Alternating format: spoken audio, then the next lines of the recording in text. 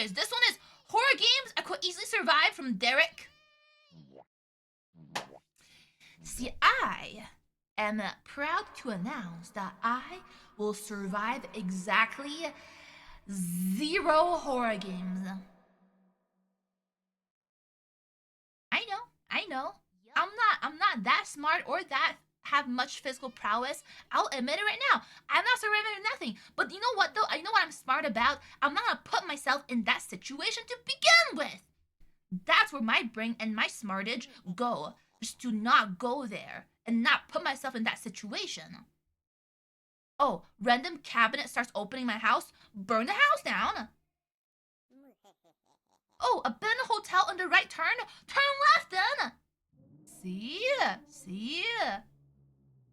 You know, horror games are something I always avoided as a kid. They were too scary. The ability to immerse yourself the way you do while playing a horror game is different. It's not the same thing as throwing on Friday the 13th or Goosebumps. When playing a horror game, you're actually in there. You can see, you can hear, you can interact, you're in control of the movement. Any more immersive and you just be a victim. But those days of peeing myself while playing the scary maze are over. I'm a man now. And now, I ain't scared of no purple dude, no hillbillies, and especially not no grandma. Today, ladies and gentlemen, same way we did for the horror and the action movies, we're gonna be going over horror games I could easily survive. And I'll be giving you guys my strategy, my game plan, my thought process, and of course, some of the ones that I can't.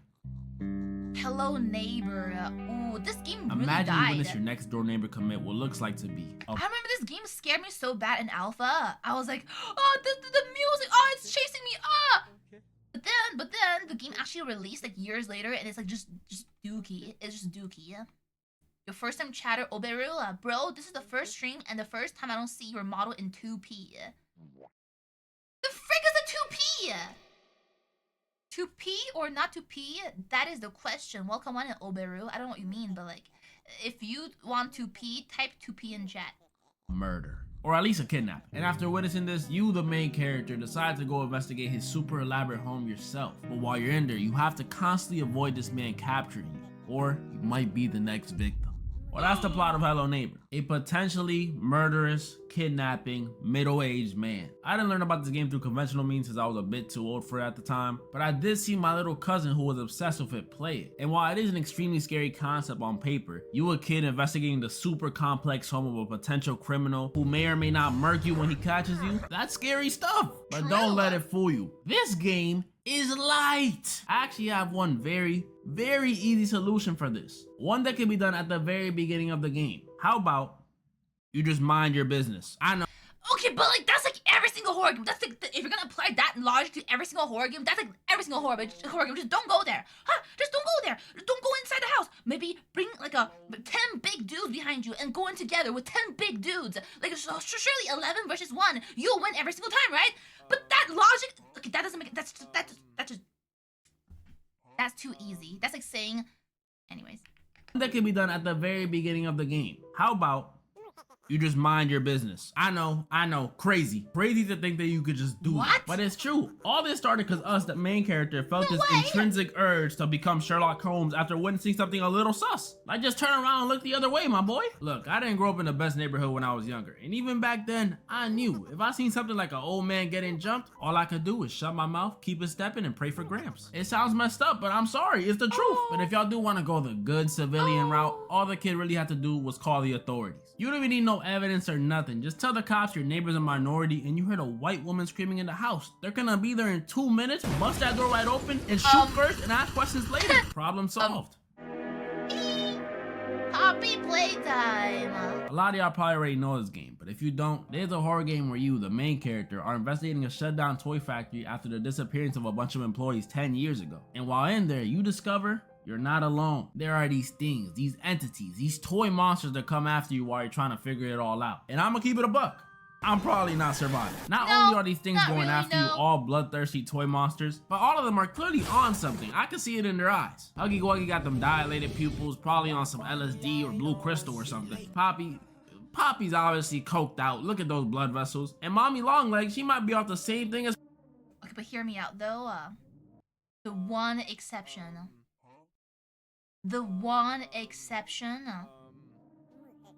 Type would if you would. Poppy. Either that or she has some severe BPD. And I mean severe. Because the way her mood switches from, mommy was just playing, come back. Yes, mommy. Okay, joke's over. Mommy doesn't like cheaters. Come back over here. Oh.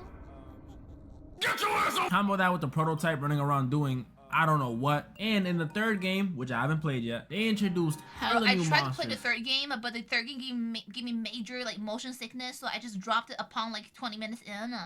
And plus, I heard the Poppy just went downhill. The game franchise lost its charm, and it just became like a slop. So, you know what? I don't feel like I'm missing out too much. Including a freaking cat. Not only did they get me already with my fear of dolls, but now they're using my allergies against me. Yeah, I'm finished. Closing shift! I love closing. I love Chilla's art. Oh, I love Chilla's art. I will 100%. You know what? This is the one game I'll be surviving because, yeah, you can just call the police.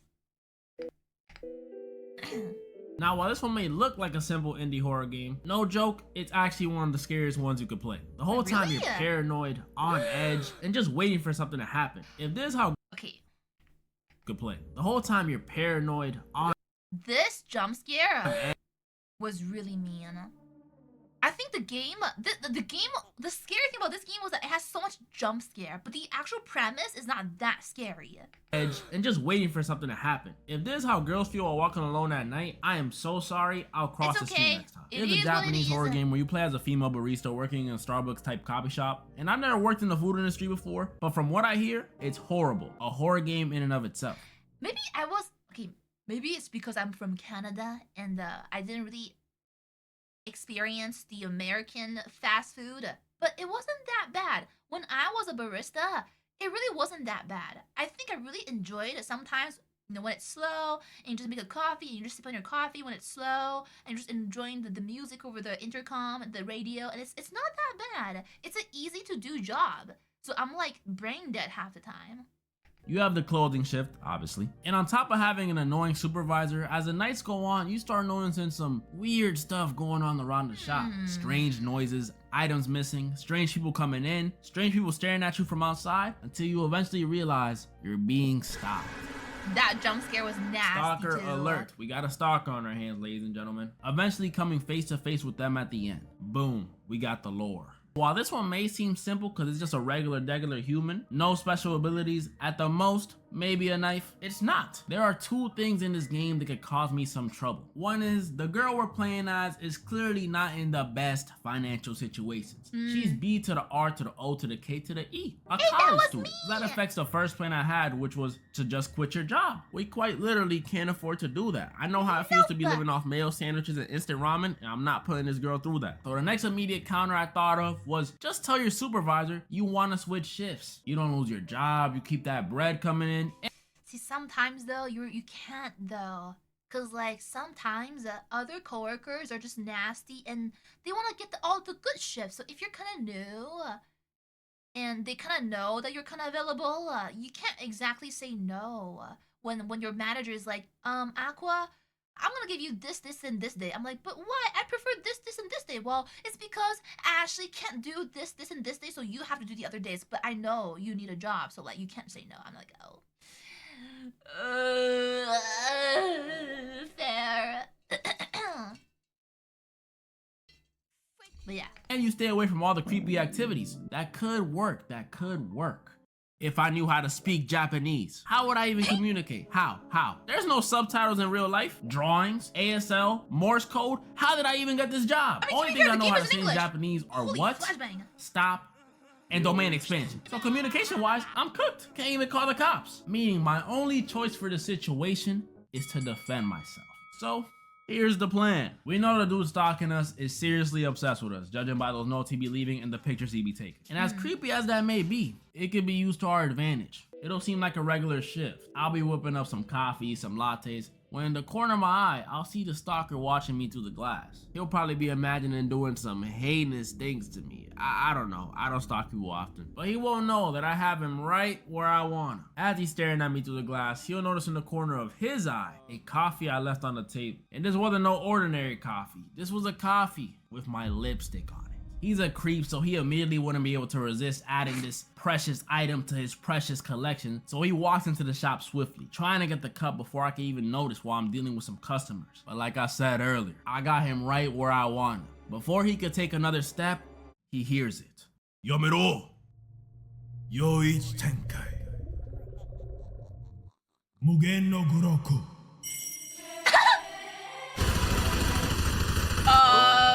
Buddy, I think you forgot the fact that you're in Japan and there is no gun.